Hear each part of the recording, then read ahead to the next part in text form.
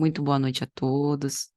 Para mim é uma grande alegria estar aqui entre amigos, né, para falar de um tema interessante. Esse tema, a ideia dele veio justamente a partir de uma pergunta, né, de uma pessoa que não é espírita e que veio até mim, né, perguntando: vem cá, como é que o espiritismo explica essa situação de a gente assim passa por um desconhecido e às vezes sente que conhece aquela pessoa já há muito tempo, né? Descobre afinidades, gostos peculiares, transmite uma energia boa. Já tem outras pessoas, exatamente como o Raimundo falou, que à primeira vista nos antipatizam, parece até algo físico, né? Que a gente às vezes não consegue explicar. Se essas pessoas fossem até interpeladas, vem cá, o que foi, né, que você não gostou de mim? Qual é o problema? A pessoa às vezes fica sem ter o que dizer, eu não sei, não sei explicar, né? Mas algo aconteceu que gerou essa repulsa. E, de fato, o Espiritismo explica, né? E aí, para que a gente possa fazer essas reflexões dessa noite, eu estou aqui bem acompanhada dos amigos, né, do Vale do Mamanguape e também de 4 livros. Então, para aqueles que desejam como é que eu posso dizer, aprofundar nesse tema, temos o Livro dos Espíritos, né, que a gente vai analisar especialmente as questões entre 386 e 391, que fala sobre simpatias e antipatias terrenas. Vamos começar pelo Livro dos Espíritos. A gente também tem aqui o livro A Gênese, que no capítulo destinado aos fluidos, capítulo 14 de A Gênese, especialmente no item de número 19, a gente também tem uma explicação, né, da ciência espírita sobre isso. A gente também trouxe aqui o Evangelho segundo o Espiritismo, que eu vou falar mais no finalzinho, no capítulo 14, honrai ao teu pai e à tua mãe, quando tem uma mensagem de Santo Agostinho que fala sobre ingratidão e laços de família. Veja que interessante, que ele também fala sobre essa antipatia, e tem 9 do capítulo 14. E trouxe também a obra Pensamento e Vida, pelo Espírito Emmanuel, psicografia de Chico Xavier, uma obra extraordinária, e também no finalzinho a gente vai ler alguns trechos do capítulo 8, intitulado Associação. Então, vamos começar. Bom, em O Livro dos Espíritos, no livro segundo, Mundo Espírita ou Mundo dos Espíritos, no capítulo de número 7, Retorno à Vida Corporal, a gente tem uma série de questões que são encadeadas por Allan Kardec, exatamente relacionadas sobre os desafios existenciais quando a gente retorna para a carne, quando a gente passa a conviver de novo, né, dentro de um círculo familiar, fazendo parte de um grupo social. E entre as questões 386 e 391, ele entabula essas perguntas relacionadas à simpatia e antipatia terrena, né? A questão de sintonia e de afinidade. E a primeira questão sobre esse assunto que ele vai fazer é a seguinte, na questão 386. Dois seres que se conhecem e que se amam, né? Dois espíritos que se conhecem e que se amam. Eles podem se encontrar em uma outra existência corporal e se reconhecerem. Então, aí a gente tem algumas bases, né? Alguns princípios fundamentais implícitos nessa questão da doutrina espírita. Primeiro, o dogma da reencarnação. A gente retorna várias vezes ao corpo, bastas quantas forem necessárias para o nosso processo evolutivo de aprimoramento. Então, eu não sou este corpo, né? Eu habito este corpo, tomo emprestado esse envoltório corpóreo, animo essa personalidade que hoje estou, Patrícia, mas já fui Maria, João, Fernando, né, Isabela, tantas outras personalidades e já me relacionei, já fui filha, já fui esposa, né, já fui, enfim, cunhado, já fui tio, já fui pai. Tinha uma série de vínculos, né? E os vínculos verdadeiros para o espírito são aqueles ligados pelo coração e não necessariamente pelos laços da consanguinidade, como a gente sabe. Então, a pergunta de Kardec é muito pertinente. já que esses laços, né, os laços verdadeiros, os laços pelo coração, são laços espirituais, e a gente incorpora esses nossos amores, por amores, entendam esses afetos, não necessariamente em relações amorosas conjugais, né? Mas todos esses afetos que a gente descreveu aqui, se eu levo isso e incorporo na minha família espiritual, eu não esqueço, e não sou por eles esquecida. Então, é comum, é natural, é frequente, é possível que ao reencarnar eu me sinta atraída, eu possa encontrar e reconhecer, né, que há um laço entre o outro com quem eu convivi, quem eu já amei, em outras funções sociais da diferente, por exemplo, que eu estou encontrando agora, né? Pergunta bem interessante. Aí os imortais vão responder: reconhecer-se não. Ser atraído um para o outro, sim. E frequentemente, essas ligações íntimas, fundadas sobre uma afeição sincera, não têm outra causa. Dois seres se aproximam um do outro por circunstâncias aparentemente fortuitas, mas que são o fato de atração de dois espíritos que se procuram na multidão, né? O magnetismo, estudado pela engenharia elétrica, pela física, ainda é pouco explorado neste campo das afeições. Hoje se fala, né, na coisa das energias, no espiritismo a gente fala sobre a lei de sintonia e de afinidade, mas a gente ainda está muito longe de entender na prática, na ciência da coisa, como isso acontece. Mas o que os imortais estão dizendo é que, de alguma sorte, como nós, enquanto espíritos imortais, somos antenas psíquicas e irradiantes, nós procuramos aqueles que são afins de nós. Ah, Patrícia, mas tem alguma coisa errada. Conscientemente, eu não procuro quem quer que seja. Aliás, devido ao esquecimento do passado, eu nem estou lembrando dos meus afetos e dos meus amores de outras vidas. Imagine a confusão que isso ia dar se a gente recordasse de todos os afetos, né, de todos os amores das nossas múltiplas existências, estando hoje em outras situações. Podia dar problema, né? É por isso que o reconhecimento, dentre outros motivos, não se dá, né? Mas sentir-se atraído, e aqui a gente não está falando propriamente de uma atração sexual, né? A gente está falando de uma atração afetiva, de uma afinidade, de uma simpatia. Algo que eu não sei explicar, que brilha os olhos, que me causa interesse, que dá vontade de conversar, que tem aquele clima especial. E mais, os imortais estão dizendo que, não raro, as afeições verdadeiras, aquelas relações consistentes e estruturadas dessa reencarnação, sejam elas conjugais, seja uma relação bonita, né, de mãe e filho, entre amigos, né, se dão justamente porque são reencontros, né? E aí Kardec, em cima dessa questão, adiciona uma outra.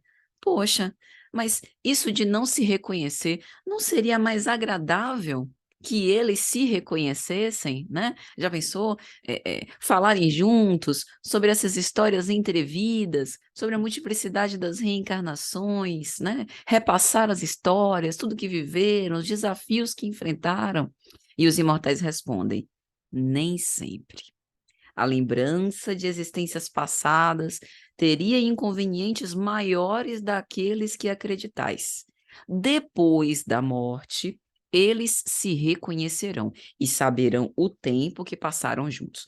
E aí a gente pensa, certo, mas o que exatamente os imortais estão dizendo que poderia dar confusão e ter inconvenientes de se recordar? Às vezes, não necessariamente porque hoje eu estou em outras conjunturas que poderia me deixar numa situação um pouco constrangedora. Mas imagine que o meu pai hoje, vamos supor, tenha sido o homem, né, sei lá, que assassinou alguém que para mim foi um grande amor, seja fez isso por ambição, por ignorância, por egoísmo, por orgulho, por vingança, por qualquer motivo, e hoje ele é meu pai. E eu me deparo com essa situação de ser filha de um assassino e, ao mesmo tempo, pela ambivalência de muito amá-lo e, ao mesmo tempo, precisar dar conta disso que não diz respeito a este fascículo da nossa existência. Ficou para o passado. E a lei de causa e efeito vai se encarregar desses detalhes. Então, esses inconvenientes que os imortais estão falando, eles variam a miúde. Mas uma coisa é certa, né? Depois que a gente fechar esse fascículo das nossas existências, nós nos recordaremos e nos daremos conta da sabedoria, da espiritualidade e do quanto que, para esses aparentemente estranhos que nos parecem tão próximos, tão afins, o quanto que a gente possivelmente coleciona uma série de experiências interessantes, né? E de vivências, mostrando essas formas do amor que se alternam em diferentes funções sociais. E aí, na questão 387, Kardec continua. A simpatia tem sempre por princípio um conhecimento anterior, o que quer dizer o seguinte: eu simpatizo gratuitamente, de cara, né, por Winston. Isso significa que necessariamente nós já fomos amigos, nós já convivemos em priscas eras? E os imortais respondem: não. Dois espíritos que se compreendem, procuram-se naturalmente, sem que tenham se conhecido como homens. Olha que interessante. Isso significa que nem todo mundo com quem a gente simpatiza foi o nosso filho em outra reencarnação, o nosso pai, né, a nossa mãe, o nosso amor, o nosso amigo. A gente simpatiza e antipatiza por conta de propósitos parecidos ou repulsivos, compreensão de valores, de posturas. E isso abre para a gente uma reflexão muito, muito importante. Por vezes, nós nos colocamos como balizadores da moral alheia. Sabe aquela expressão? Meu santo, não bateu com fulano de tal. Logo, fulano de tal não deve ser boa coisa, não deve prestar, né? Deve ter alguma coisa aí que não está certa, deve fazer alguma coisa errada, deve ter alguma imperfeição moral. O que está por trás desse pensamento? Eu estou me colocando como balizador da moral alheia. Então, eu sou, né, o modelo perfeito. Então, eu estou pressupondo que, por conta de uma antipatia, eu sou bom e o outro é ruim. Esse pensamento é completamente contrário àquilo que o Espiritismo nos elucida. Porque quando os imortais estão dizendo dois espíritos que se compreendem, dois espíritos que se afinizam, ele não está colocando a nós como padrão de moralidade. Dois criminosos se afinizam e se compreendem em suas intuições, em suas percepções, em suas concepções, em seus desejos. E não necessariamente eles estão em um padrão de moralidade elevado. Consegue entender? Para ficar mais claro, aí agora eu vou dar uma paradinha rapidinho aqui no Livro dos Espíritos para pegar essa referência de A Gênese, porque fica bem claro, né? Isso daqui que os imortais estão colocando. Então, na obra A Gênese, no capítulo 14 dos Fluidos, item 19, Kardec vai dizer assim, ele aqui está falando sobre a qualidade dos fluidos. E ele está dizendo que a ação dos espíritos se dá através do pensamento. E aí ele está falando que, do mesmo modo que na música tem tons, sons harmônicos, também tem os discordantes.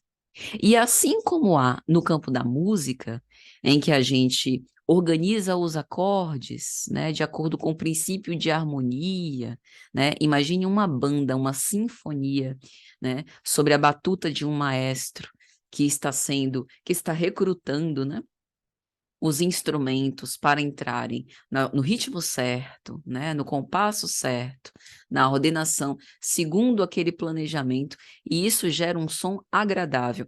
Assim como ocorre com a música, também ocorre com o pensamento. Então, é isso que Kardec está dizendo. Do mesmo modo que há raios sonoros, harmônicos e dissonantes também há pensamentos harmônicos e dissonantes. Se o conjunto é harmonioso, a impressão é agradável. Se dissonante, a impressão é penosa. Tal é a causa do sentimento de satisfação que se experimenta numa reunião simpática, animada de bons e benevolentes pensamentos. Ali reina uma atmosfera moral saudável, onde se respira com facilidade. Ali se sente reconfortado, porque se está impregnado de eflúvios fluídicos salutares. Mas, se ali se misturam alguns pensamentos maus, eles produzem o efeito de uma corrente de ar gelado ou de uma nota falsa num concerto. Assim se explicam também a ansiedade, o mal-estar indefinível que se sente num meio antipático, onde os pensamentos malévolos provocam como correntes de ar nauseante. Então, o que Kardec está dizendo aqui? Por qual motivo? Normalmente, nós nos sentimos acolhidos, abraçados, pacificados dentro de um ambiente de oração, como um centro espírita, uma igreja, um templo religioso, um templo budista, né? Um espaço de meditação. E por que que a gente normalmente, genericamente falando, se sente atarantado num ambiente onde tem discussão, briga, né, violência, agressividade, de alguma forma, por conta dos pensamentos ali reinantes, que quando harmônicos e consonantes dão essa sensação de bem-estar, e quanto dissonantes dão essa sensação de mal-estar. Aí vocês vão dizer, Patrícia, mas tem gente que adora um perrengue. Tem gente que gosta do problema, de ficar na confusão, né? De procurar um motivo para poder viver em desarmonia. Concordo super, né? É como se fosse assim um mal-estar confortável, agradável, e aí pode ter diversas raízes psicológicas para isso, né? Achar que não merece um ambiente mais salutar, achar que assim se sente mais pertencido e identificado, enfim, aí as razões variam a miúde. E tem aquelas pessoas que buscam mais, se sentem mais confortáveis em ambientes pacificados. Vocês devem conhecer, eu conheço pessoas que não se sentem confortáveis em ambientes de oração, que ficam agoniados. Esse negócio muito quieto. O pessoal estuda demais, né? Vive orando, passe, nada está acontecendo, e fica todo mundo em silêncio, e aí tem que acontecer alguma coisa, né? Tem que bater um tambor, tem que acontecer alguma confusão, alguém tem que falar alguma coisa, e se sente desconfortável. Mas, entenda, não é por conta do clima psíquico que não seja bom, pacificador. É pela diferença de afinidade entre o que eu busco e o ambiente propicia, né? O que a gente está falando é em relação aos pensamentos harmônicos que transmitem esse bem-estar ou dissonantes que transmitem esse mal-estar, né? Às vezes a gente chega numa casa, numa residência, e o clima psíquico é acolhedor. E é a primeira vez que a gente está lá, às vezes a gente chega de visita e se sente confortável como se a casa fosse nossa, né? Outras vezes, né, todo mundo está tratando a gente bem, faz de tudo, bem fofamente para a gente se sentir à vontade, e a gente fica com a natureza amarrada, não quer nem sentar para não demorar muito, doido para dar no pé, né? A questão da afinidade desse clima psíquico e dos pensamentos. Grosso modo, genericamente falando, a tendência é que a maioria de nós, em ambientes com pensamentos harmônicos, se sinta em paz, mas isso não é a regra. Por quê? Porque a gente procura a vida que a gente deseja. E, às vezes, esse sentimento de paz, de tranquilidade, não está no nosso coração. Então, a gente vai se sentir mais confortável em meio aos canhões de guerra mesmo, né?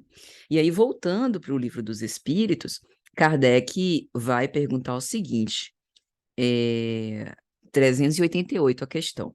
Os encontros que ocorrem algumas vezes de certas pessoas e que normalmente se atribuem ao acaso, não seriam o efeito de uma espécie de relações simpáticas, né? Sabe aquela coisa?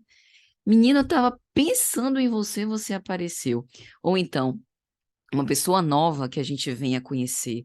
Nossa, mas eu nunca me senti à vontade, eu nunca me senti tão bem ao lado de uma pessoa, né? Até parece que a gente se conhece de muito e muito tempo, né?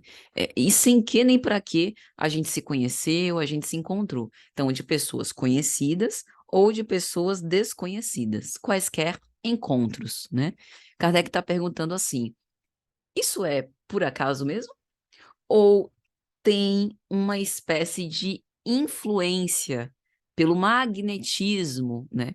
Eu estou falando aqui de magnetismo, isso não é nada esotérico, não, tá, gente? Isso também está na obra A Gênese, quando Kardec, nesse mesmo capítulo 14, vai falar sobre os fluidos, né? E vai falar sobre os tipos de magnetismo: magnetismo humano, magnetismo espiritual, magnetismo humano espiritual. A gente tem esse conceito aplicado ao passe, né, a fluidificação da água, ao passe transmitido a alguém, e a gente também tem isso ocorrendo a miúde nas nossas relações, porque nos influenciamos mutuamente o tempo inteiro, né? E aí os imortais vão dizer o seguinte: há entre os seres pensantes laços que não conheceis ainda, e o magnetismo é o guia desta ciência que compreendereis melhor à tarde. Então, melhor mais tarde. Então, é aquela ideia de que não há acaso, de que é como se esses liames psíquicos entre espíritos nos fizesse atrair aqueles que precisamos. Porque bom seria, convenhamos, né? Que a gente só atraísse os que a gente tem afinidade, né? Seria ótimo. Imagine a gente montar a nossa bolha dos afins. Ó, que fofinho, né? Patrícia só convive, só encontra com quem pense igualzinho a ela. Seria a maravilha de meu Deus. Mas talvez isso não me estimularia para os desafios existenciais que preciso enfrentar nessa existência, tais quais tolerância, paciência, perdão, respeito. Por quê? Convenhamos, né? Ter paciência, tolerância, respeito e perdoar aqueles que são afins é uma maravilha, é fácil demais. Agora, aqueles que têm caracteres diferentes, aí é que é o desafio. Então, por isso que eu estou falando, né? Emmanuel tem até uma expressão em que ele vai falar que nós atraímos situações magnéticas, ou seja, circunstâncias, experiências, pessoas, gêneros de provas importantes para o nosso processo de aperfeiçoamento. E é lógico que nesse balaio a gente também atrai pessoas com quem nós afinizamos, com quem nós simpatizamos, né? Mas também a gente atrai aqueles convites que podem nos serem desejados, aquelas conjunturas que a gente preferiria se desvencilhar, mas que são fundamentais para o nosso processo evolutivo. Então, isso vale para o campo das simpatias, mas também vale para o campo das antipatias. E aí a gente já adianta. Aqueles antipáticos que cruzam o nosso caminho também não é necessariamente por acaso. E esbarrou, né? Você estava lá no meio do caminho, acabou esbarrando naquela pessoa que não tem nada a ver com você, deve ter sido algum percalço do caminho. Muitas vezes tem um objetivo importante por trás desse encontro, um reencontro para uma possível reconciliação, como a gente está falando, para o desenvolvimento dessas virtudes das quais, né, Cristo é o nosso modelo, que nos tiram da zona de conforto, para que a gente possa se questionar e se colocar na convivência. Oh, meu Deus, aquela pessoa não me fez nada. Por que que eu estou tão encafifado em relação a ela, né? Eu vou dar uma oportunidade de conhecer aquela pessoa e de ter levar um bom papo, né? E quem sabe a gente conseguir se entender. Às vezes é não a recordação da história, né? Do fato, da convivência clara na nossa consciência, mas uma espécie de repercussão longínqua, na ordem dos afetos, dos sentimentos, de uma inadequação, de uma dificuldade de compreensão, de um problema de sintonia, né? Pode ter sido algo pregresso que, porventura, aconteceu entre nós. Ou pode não ser, pode ser simplesmente uma dissonância de ideias. Ah, a pessoa está querendo viver a vida sem se importar com padrões éticos, despreocupada, ou é uma pessoa que deseja, né, ambições bem diferentes das minhas, cultiva valores que não necessariamente são ruins, mas são bem diferentes dos meus, e aí eu percebo essa dissonância, né? Mais uma vez, vamos ter cuidado com essa tentativa que a gente tem de moralização. Mas o fato é que esses encontros normalmente não são ao acaso, né? Deus não erra de endereço quando institui, né, ou quando a gente vai estruturar as nossas famílias e principalmente também nesses encontros. E aí Kardec continua perguntando na 389, de onde vem essa repulsa instintiva que se experimenta por certas pessoas à primeira vista? A pessoa não abriu a boca, não falou nada, não ficou com o senho franzido, me encarando. A pessoa tá lá de boas. Às vezes foi simpática, a gente se sente culpado, né? A pessoa tá sendo simpática com a gente. Meu Deus, eu devo ser problemática, porque a pessoa tá fazendo de tudo, abrindo um sorrisão, né? Colocando a cadeira para eu sentar. E, enfim, eu sinto essa repulsa. E aí os imortais respondem: espíritos antipáticos que se adivinham e se reconhecem sem se falarem. Veja que está implícito a ideia do vidas anteriores e vida presente. Não necessariamente aquela pessoa foi meu algoz do passado, né? Me assassinou, me prejudicou, ele é o errado, eu sou o certo. Olha a visão dicotômica. Nós não somos esse lírio perfeito e perfumado, e todos os outros são o joio da plantação. Cuidado, né? A antipatia é uma dissonância de caracteres, de pensamentos, de posturas de vida, de visões, de valores, de formas de comportamento, né? Às vezes a pessoa te acha muito para frente, ela é mais centrada, mais plantada, e é por isso a antipatia, né? Outras vezes são razões, inclusive, menos espirituais e mais psicológicas no que diz respeito ao seguinte: um cheiro, né? A pessoa tem um cheiro, né? Usa um perfume ou faz algo característico, um trejeito que eu associo com alguém lá do meu passado, o meu primeiro professor que me dava palmatória. E às vezes essa associação não é clara, não é consciente, assim, né? Vem a imagem daquela pessoa na minha cabeça. Mas vem o sentimento de antipatia, né? Então, nem tudo é o outro foi o meu algoz do passado e agora está ali, né, diante de mim e vem todas essas repercussões. E dentro desse assunto, vou fazer mais uma pequena pausa agora para falar sobre o Evangelho segundo o Espiritismo, nesse capítulo que eu citei, 14. Honra teu pai e a tua mãe, porque aqui a gente tem um caso de antipatia bem peculiar, peculiar e comum. Aqui a gente está falando de desafios de priscas eras e oportunidades de perdão. É um texto irretorquível, belíssimo, de Santo Agostinho. A ingratidão dos filhos e os laços de família. Nesse texto, ele quase que conta uma história para a gente. Ele conta a história do retorno à vida corporal em situações que a gente recebe um filho, que a gente experimenta essa antipatia. Aí ele vai falar assim: quando o espírito deixa a terra, leva consigo as paixões ou as virtudes inerentes à sua natureza e vai ao espaço, se aperfeiçoar ou estacionar até que se deseja esclarecer. Alguns, entretanto, levam consigo ódios violentos e desejos de vingança. A alguns deles, mais adiantados, é permitido entrever algo da verdade.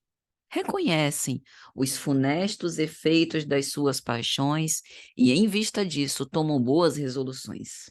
Compreendem que, para se dirigirem a Deus, só existe uma senha: a caridade. Mas não há caridade sem esquecimento das ofensas e das injúrias. Não há caridade com ódio no coração e sem perdão. É então que, por um esforço inaudito, voltam o seu olhar para aqueles que detestaram na terra. À vista deles, porém, a sua animosidade desperta. Revoltam-se à ideia de perdoar e ainda mais a de renunciarem a si mesmos, a de amar aqueles que lhe destruíram talvez a fortuna, a honra, a família. Não obstante, o coração desses infortunados segue abalado. Eles hesitam, vacilam, agitados por sentimentos contrários, mas, se a boa resolução triunfa, eles oram a Deus, imploram aos bons espíritos que lhes deem força no momento decisivo da prova. Enfim, depois de alguns anos de meditação e de preces, o espírito se aproveita de um corpo, né, que se preparara na família daquele que detestou e pede aos espíritos encarregados de transmitir as ordens supremas permissão para ir cumprir na terra os destinos desse corpo que vem de se formar. Qual será então sua conduta nessa família? Dependerá da maior ou menor persistência das suas boas resoluções, pois o contato incessante dos seres que ele odiou é uma prova terrível, da qual às vezes sucumbe se a sua vontade não for suficientemente forte. É assim que se explicam esses ódios, essas repulsas instintivas, que se notam em certas crianças e que nenhum fato exterior parece justificar. Nada com efeito nessa existência poderia responder sobre provocar essa antipatia. Para lhe encontrar a causa, é necessário voltar aos ódios do passado. Então, veja. A gente não está dizendo com isso que toda a antipatia é por conta do outro ter me prejudicado e eu sinto esse desejo de vingança e é difícil para mim perdoar. Aqui eu estou dando um exemplo bem específico do caso de, por exemplo, crianças, filhos que desde o berço a gente observa essa repulsa, ou nós em relação ao outro, ou dele em relação a nós. E aí tem uma frase muito interessante de Santo Agostinho, né, que ele vai desdobrar mais para frente e dizer: quem errou não importa, um dos dois errou. Mas a grande questão é que estamos de novo naquela cena familiar, naquele contexto diferente, vergando novos corpos em outras funções sociais, para a gente tentar dissolver esses ódios do passado, vencer essas antipatias, conhecendo e convivendo de um novo ponto de vista, de uma outra forma. Por isso o fascículo diferente, né? Por isso que agora é um bebê sensível, um bebê vulnerável, frágil, nas mãos protetoras de uma mãe e de um pai. Então, esse é um caso muito específico, mas o caso das antipatias é por conta dessa dissonância de pensamentos, de comportamentos, de valores, né, de opções que tomou, de caminhos, né, que resolveu trilhar, de sementes que espalhou durante a existência. E aí Kardec pergunta, uma pergunta muito importante, 390. A antipatia instintiva é sempre um sinal de natureza má, que foi o cuidado que a gente teve, né, de falar logo no início, cuidado para não se colocar como baliza moral da humanidade. Antipatizei não presta. Se o meu santo não bateu, tem alguma coisa aí. Os imortais respondem: dois espíritos não são necessariamente maus, porque não se simpatizam.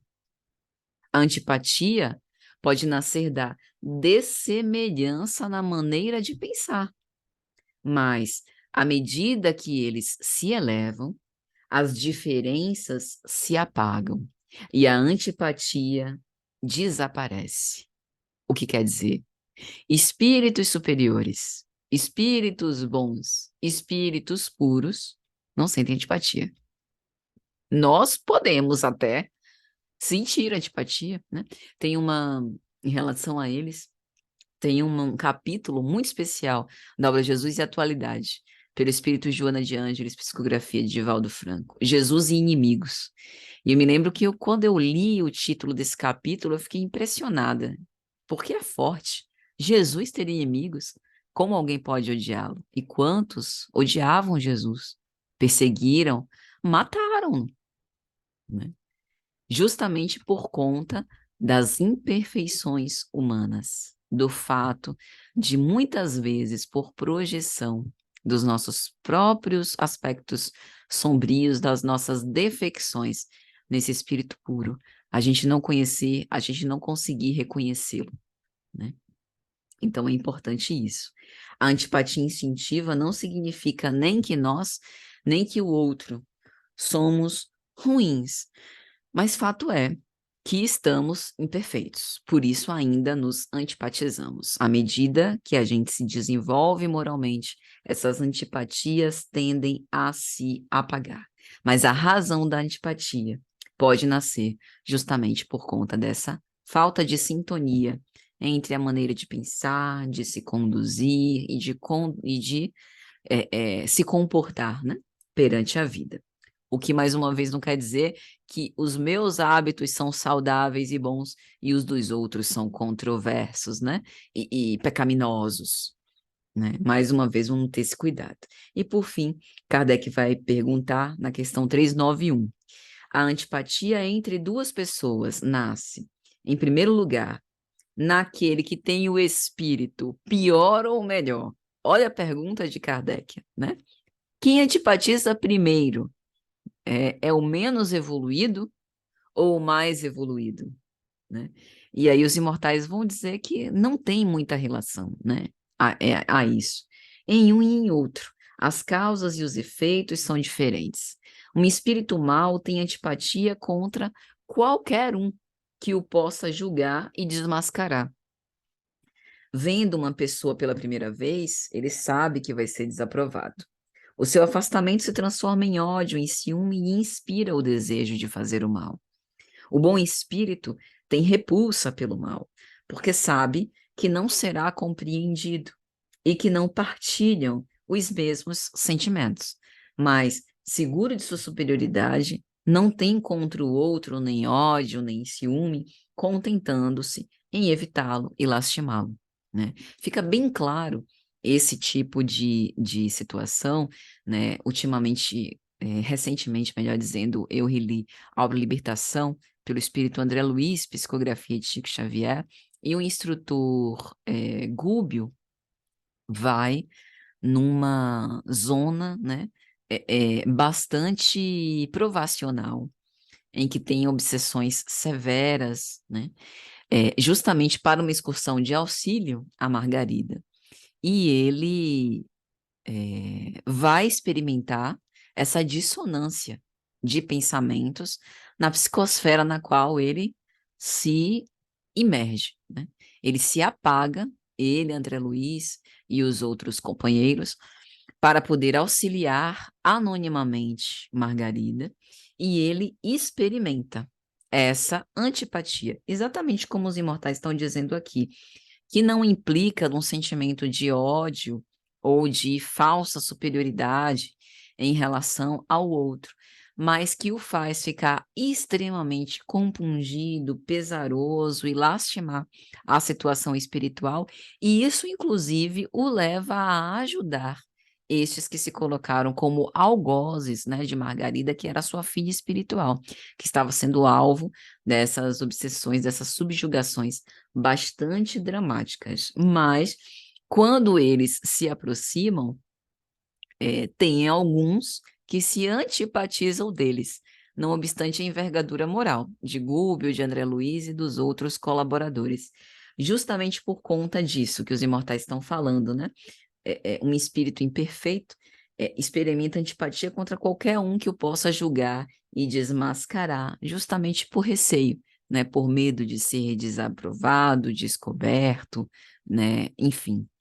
Então é interessante a gente pensar sobre isso para que a gente possa reconhecer em simpatia ou em antipatia a oportunidade da gente conhecer mais profundamente, talvez de acordo com outros pontos de vista, aquele espírito que cruzou o nosso caminho, porque quase sempre não cruzamos os caminhos uns dos outros por acaso. E aí, para finalizar, gente, as reflexões, eu vou trazer aqui alguns pensamentos, né? Algumas reflexões de Emmanuel na obra Pensamento e Vida, nesse capítulo 8, intitulado Associação. Ele vai dizer, e isso corrobora tudo que a gente estudou aqui hoje. Se o homem pudesse contemplar com os próprios olhos as correntes de pensamento, reconheceria de pronto que todos nós vivemos em regime de comunhão, segundo os princípios de afinidade. Assimilamos os pensamentos daqueles que pensam como nós pensamos. Em qualquer providência e em qualquer opinião, somos sempre a soma de muitos. Por isso, quando nos detemos nos defeitos e nas faltas dos outros, o espelho de nossa mente reflete-os de imediato, como que absorvendo as imagens deprimentes de si que constitui, pondo-se na nossa imaginação a digerir essa espécie de alimento que mais tarde vai se incorporando nos tecidos sutis da nossa alma, sentindo, mentalizando, falando ou agindo. Sintonizamos-nos com as emoções e ideias de todas as pessoas, encarnadas ou desencarnadas, na nossa faixa de simpatia. Estamos invariavelmente atraindo ou repelindo recursos mentais que se agregam aos nossos, fortificando-nos para o bem ou para o mal, segundo a direção que escolhemos. Qual a ideia, né? O efeito disso daqui que a gente acabou de ler? Se a gente simpatiza ou antipatiza com espíritos encarnados ou desencarnados, isso não é parâmetro de moralidade, nem nosso, nem do outro. A grande questão é com o que nós sintonizamos. Porque a partir do ponto que a gente começar a desenvolver novos hábitos mentais, começar a alterar com isso o nosso padrão mental, nosso padrão de pensamento, e a refletir essa mudança de padrão nos nossos comportamentos, o nosso padrão de afinidade e antipatia, né, de simpatia e antipatia, consequentemente muda. E isso é o mais importante. É sobre isso que a gente tem controle e é isso que vai demonstrar a capacidade que a gente tem, né, e o quanto que a gente tem crescido, evoluído moralmente. Então, se nós desejamos, né, aumentar o número de simpatias e afinidades e querer que elas representem, né, bem-estar, pacificação, para que a gente realmente esteja entre os melhores, andando ao lado dos bons, para isso a gente precisa cuidar do jardim para que as borboletas possam se atrair dele. E, metaforicamente, esse jardim diz respeito aos nossos pensamentos e aquilo que a gente cultiva no mais íntimo de nós mesmos. Então, espero que tenha sido de alguma sorte útil, que tenha aclarado algumas dúvidas e fico à disposição de todos. Muito obrigada.